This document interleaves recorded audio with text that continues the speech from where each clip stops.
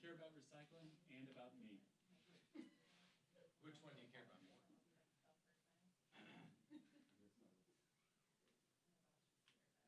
Casey Kim.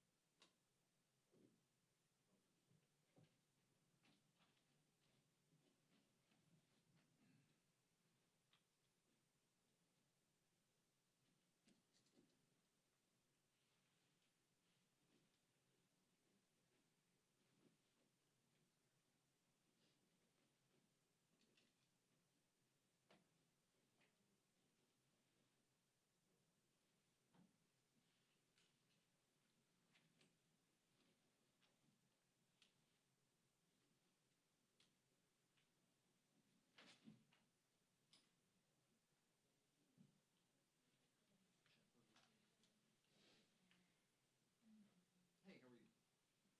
Good, good.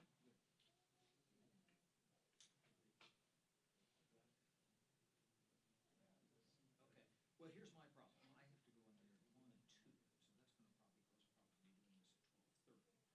What I'm trying to do though is, if it's a 12:30 hard for you, what I might do is see if we can. Well, heck, it's not even. You said she could do it later in the article. All right. What do you got?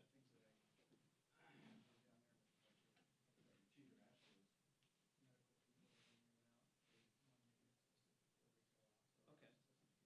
Because if it's not me, and once I get through him, both the House and Senate will be on session here, and I'm not gonna do the story till tomorrow. Either I could come over later, or we could have one of my colleagues do it. I would prefer to do it, but sometimes it's just, you know, I don't know about things I might have to do later this afternoon.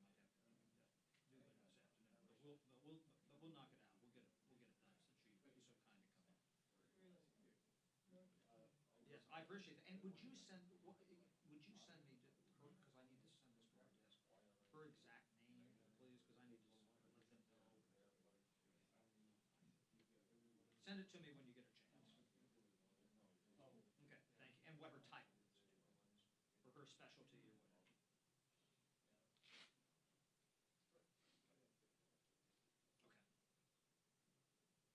That'd be great. Yeah, yeah, that'd be great.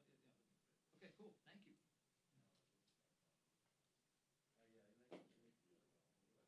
I will know more here. Well, I called, right after I called you, I called one of my colleagues with whom I haven't heard back from yet. And so if he's able to do it, maybe we'll just do it at 12:30. But let me see what they do. But I'm thinking it's probably going to be Friday. Probably just like across the street from the Jefferson building, maybe against the fence on the other side, or maybe on your guys' side of the street. You know, just the Capitol back. Did I? Okay. Was that about it? I didn't tell.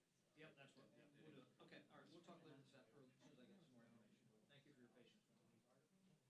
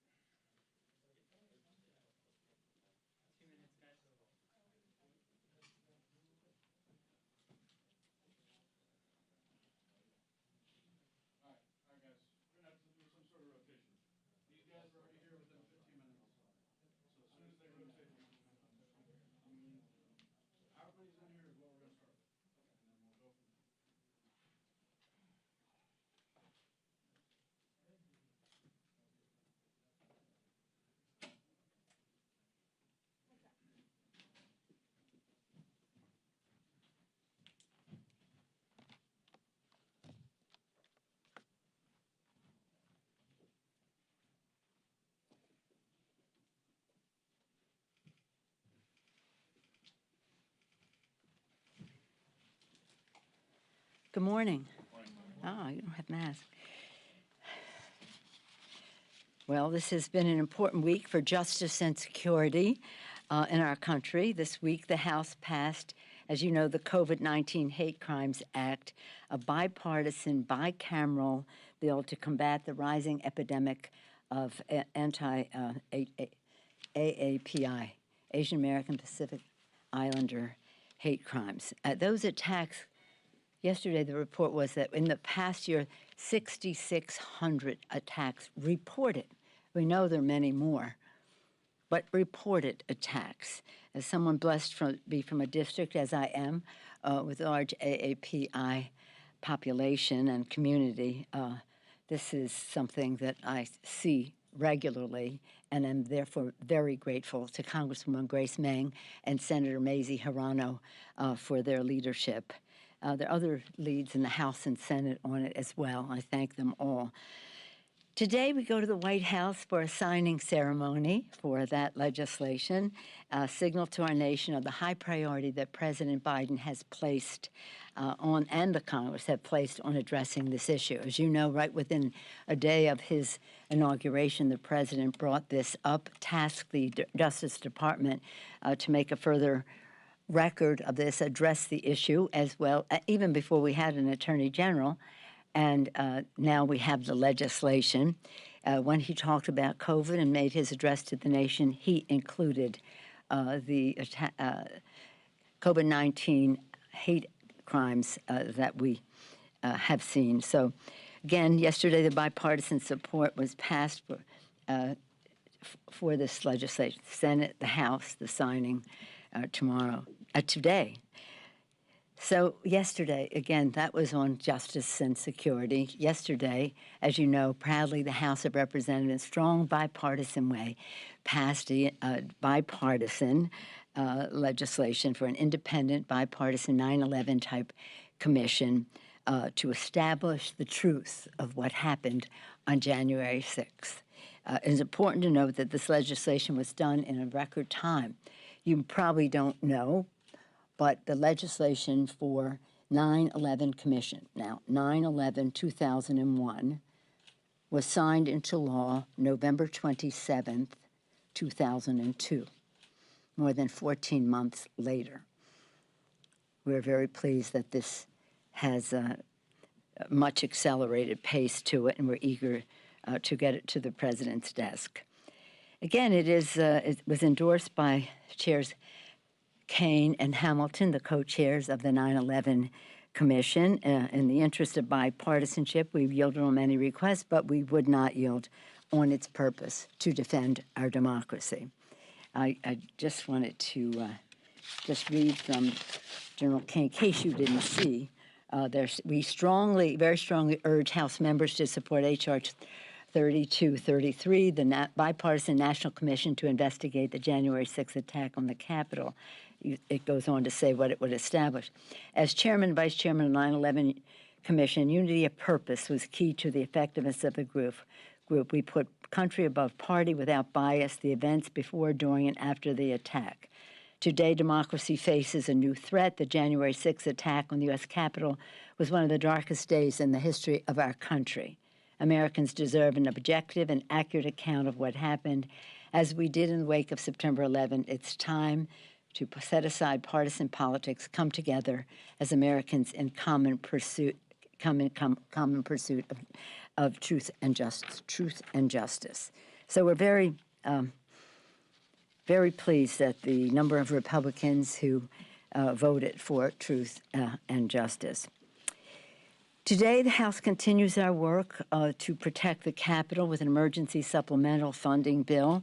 It's based on the facts and findings of the General Honore's report. General Honore had a task force of national security and law enforcement experts who prioritized and sequenced how we should proceed, and also reflects the Inspector General's reports to the Appropriation and House Administrations Committee. The funding will respond to the cost to harden the Capitol, to repair the Capitol, and then to harden against future attacks. And it also honors the sacrifice of the Capitol Police officers, including the Howie Liebengood Center for Wellness. Howie Liebengood took his life following 9/11. His family has been very concerned about the counseling necessary for members faced with such tragedy, and it's beyond shameful and beyond reason that any member would not understand why we need this. And I want to make a special shout out for the custodial staff of the Capitol. This legislation addresses the sacrifices that they have made, the needs that they have to go forward, and I'm pleased that the Appropriations Committee found the appropriate route to be helpful to them. Okay, and all this is going on, of course, we're getting ready for the American Jobs and Family Plans to build back better. Our chairs have been working, hopefully as much as possible in a bipartisan way, to see where we can find common ground from the standpoint of the House committees. As you know, the president has been in negotiations with the Senate. Republicans will see where that takes us. But we do have a responsibility and an opportunity to build back better with the not only what we want to do for roads and bridges and mass transit and high-speed rail, but broadband into rural America and into urban deserts in that regard, with water projects so necessary. As a person in the West where water is can be a fighting word, it is certainly a vital word and source. And so we have, for the whole country, need to not only store, distribute better, recycle, but get the lead out for the health of our children. And in order to build back better, we want to do so with much more larger participation of previously underrepresented communities, and starting with moms, dads too, who may need health care, child care or elder care or care for persons with a disability and their families. When people talk about people not taking jobs now, they have to recognize if kids cannot be in school and children and families cannot afford health care and it's not readily available, how can people go to work? So again, if we're going to build back better, we have to think in a new way about what infrastructure is, and that workforce development, child care, family and medical leave are all part of that initiative. And so we're excited about what that means, and we're so happy about the child tax credit and universal pre-K and the initiatives that the president sees as valuable to building our kids. It's pretty exciting when you think of the opportunity that is there, how we grow our economy with everyone participate in a fuller way, and the benefits of our, hopefully, prosperity as we grow the economy in a way that creates good-paying jobs, preserves the planet, involves many more people. Any questions? Madam Speaker. Madam Speaker. Yes, sir. On the commission vote. But first, yesterday. Well, what is this? you can talk again. You were loudest. What did yesterday's vote tell you about the state of the Republican Party? You know, I'm not here to analyze the Republican Party. All I say is to my Republican friends, and I do have them, take back your party. This is the grand old party, the party that's done so much for our country. And quite frankly, many Republicans have courageously withstood the, shall we say, assault on our democracy that has gone forth. When you think of the Republicans and the courage that they've had in the electoral system in our country, and election decisions that have been made to support the fact that the election was legitimate. Many Republicans were the ones who came forward. So I think that there's some courage that needs to be recognized in the party, certainly in our body, Liz Cheney and others. But it's not for me to analyze them, except to say, as one who has served with Republicans for a long time in the Congress, this is a different, I would say breed of cat, but I love our kitten, Daisy, so I'm not going to say breed of cat. I don't want to do that to cat, my granddaughter's Daisy, Bella's Daisy. But it is interesting to see 35 members coming forth. I'm very proud of them. And it was a recognition that this was a bipartisan product, negotiated in good faith, that all of a sudden they wanted to say, well, if it isn't Black Lives Matter or something like that, taking their eye off the ball, January 6th. Yeah. Good morning. Good morning. We saw the guidance. Next one. We saw the guidance yesterday from the capital attending physician. We saw Drew's statement as Yes. well, clarifying some of that.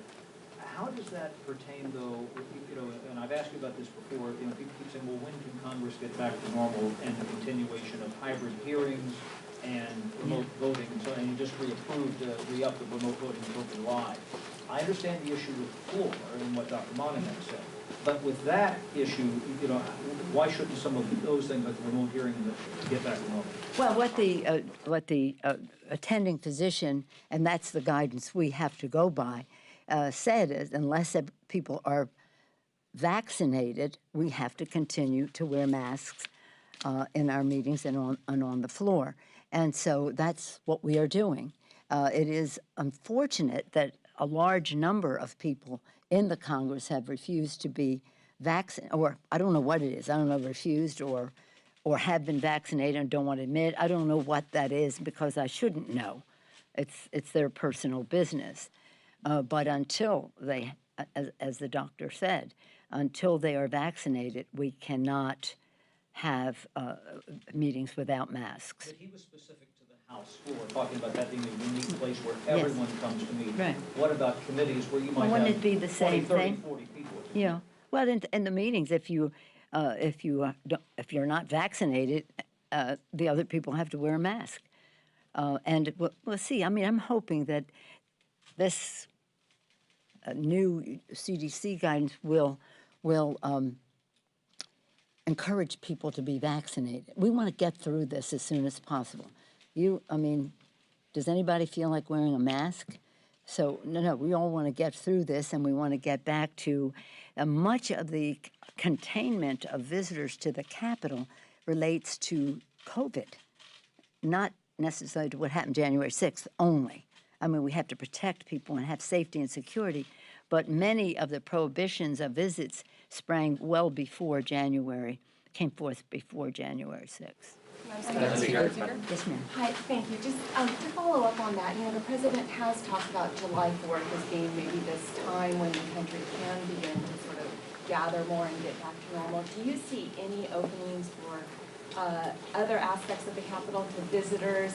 And again, knowing that so many people have not been vaccinated, do you just keep waiting for them, or is there an alternative? We have to wait for them to be vaccinated because they are selfishly a endangerment to other people, including staff people here.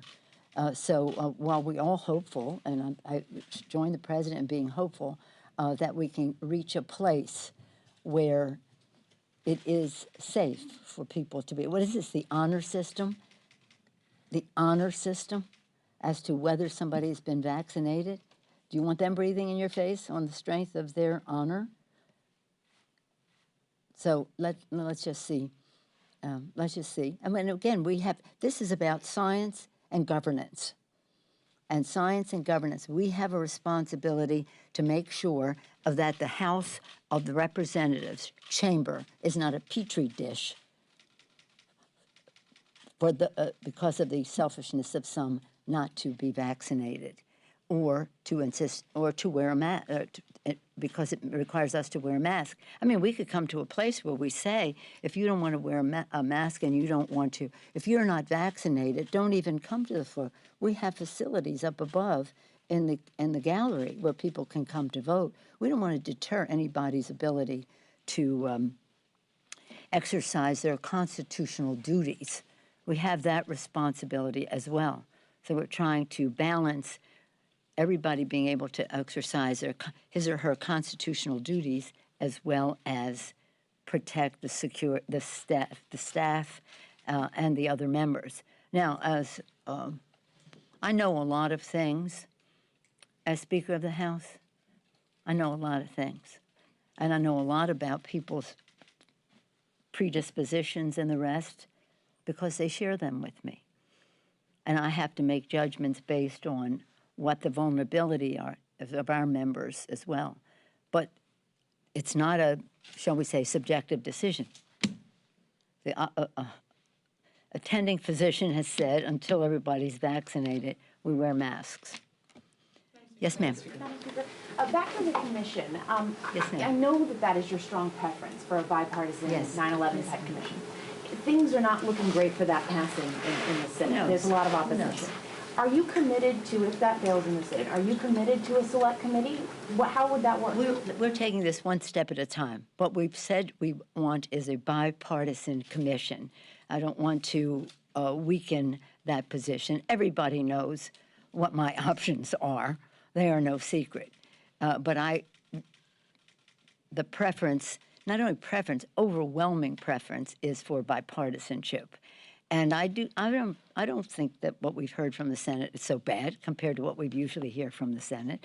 And I'm very pleased with the statement made by the majority leader on this subject. And now some of the senators, Republican senators, are saying, well, if Republicans can hire staff, I would be okay with that. Of course they can hire staff. That's never even been a question. So we like that threshold that they want the committee to cross. I just want to follow up on that question. So it doesn't appear there's going to be an investigation no matter what happens, right? That's basically what you're saying is it's this, it's something else, but this Congress is not going to go by without some sort of large-scale probe into January 6th.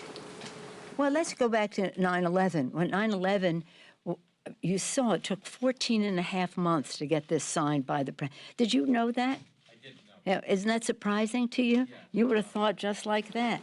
But there was major opposition to a 9/11 commission. I know that because I had the first bill, and I lost on the floor. We were in the minority at the time. And then Tim Romer had the amendment to the intelligence bill with the help of the families, and that's how we got a bill passed and then to the president's desk. But it took time. This has been really on an accelerated pace, even though, why don't we have it? Well, it's in the works, and it takes time to negotiate.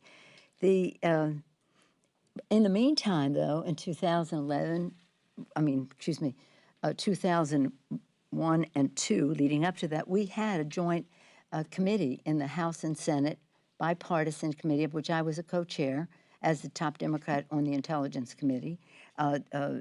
Bob Graham was the chairman of the Intelligence Committee in the Senate, so he and Shelby Portegas Pelosi in the House.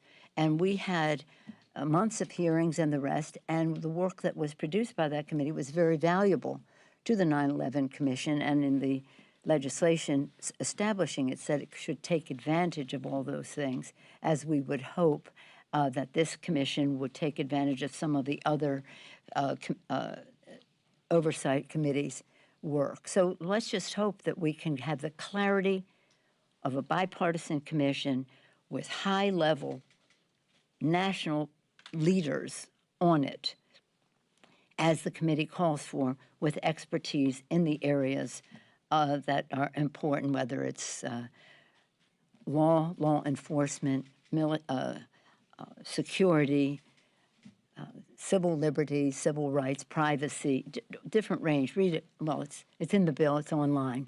So let's just go that route. It's the preferable route to go. Why wouldn't we? Why wouldn't we? So. Yes, ma'am. Yes. Just a quick follow-up on that, but how long are you willing to wait when Democrats seem to have a real fear that what happened on January 6th could occur again? So how long are you willing to wait before Democrats decide to just go at this on their own? Well, we want, again, these things take a little longer time than those who want immediate gratification on an answer on something. We passed it yesterday. What is your answer today?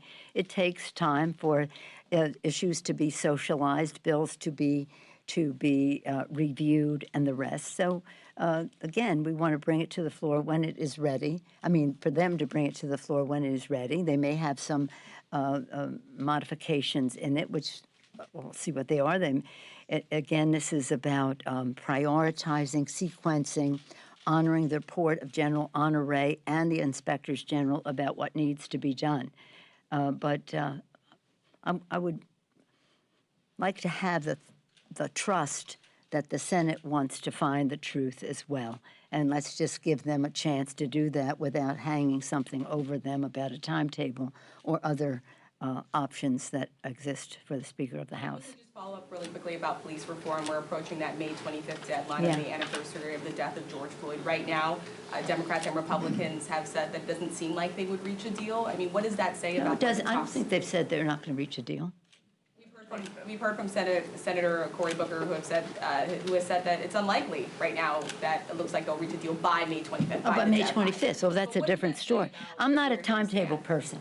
Those of you who may, I'm not a timetable person. I don't want to, shall we say, empower those who are opposed to it to say, well, they didn't do it by the date. No, to do it when you're ready, and it will be in a reasonable amount of time. The hope would have been that we could have done it by his birthday, but you can't do it until it's ready in the best possible way, and that is more valuable than having it a couple of weeks earlier or whatever. So I think I have great confidence in Karen Bass. I think that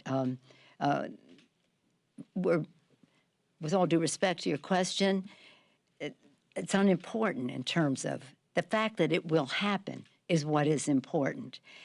We would have liked to happen at a certain time. It's a legislative process. We're operating under circumstances that are unusual with people not here. Karen Bass says she will stay next week to hopefully complete, but to continue the negotiations. I have a great deal of respect for how this is being handled in a bipartisan way. We're very proud of Karen Bass for what she has done. And again, this is not just about us. The maneuvering internally and inside is very important. But as I say about every bill, inside maneuvering can only get you so far. The outside mobilization is what makes all the difference. And the outside mobilization we saw more than 1 year ago, after May 25th, was something that we'd never seen before. Across the world, people in the streets for days, if not weeks, millions of people speaking out against what happened to George Floyd. So there's opportunity. We'll have legislation. I don't think we should bemoan the fact of what day it is, as long as it is imminent and soon, and I think it will be. Thank you all very much. 103, 100. Yeah, sad. I stayed up so late, but we're still in the mix. We have the big Grizzlies game. That's a bigger part of the game. We'll be watching. I was watching the hockey. Okay. And have happy Yankees. Oh, my God. We're broke.